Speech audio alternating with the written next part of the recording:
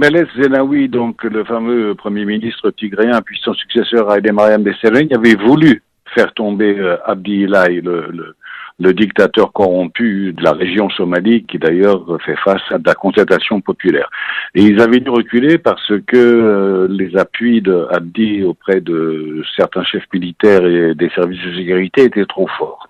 Là, Abdi s'est senti suffisamment fort pour essayer de faire quelque chose. Le plus intéressant, ça a été la réaction du TPLF, la réaction de différents milieux liés au Tigréen. Et cette réaction, c'est qu'il s'agissait d'une invasion, qu'elle était irresponsable, illégale, non constitutionnelle. Certains ont même parlé d'une attaque sur l'essence même de la fédération. Autrement dit, il y a maintenant deux points de vue très très clairs qui s'affrontent. Le premier considère que l'Éthiopie doit devenir une fédération dans laquelle toutes les affaires internes de chacun des États fédérés ne relèvent que de ces États fédérés.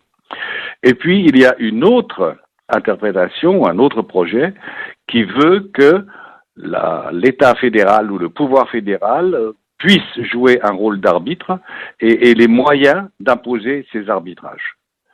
Donc, le degré de centralité du fédéralisme est ce qui est actuellement en jeu. Et qui porte les deux options, si je puis dire? L'OPDO porte l'option centralisation. Donc le parti d'Abiy Ahmed, le nouveau premier ministre. Le parti d'Abiy Ahmed.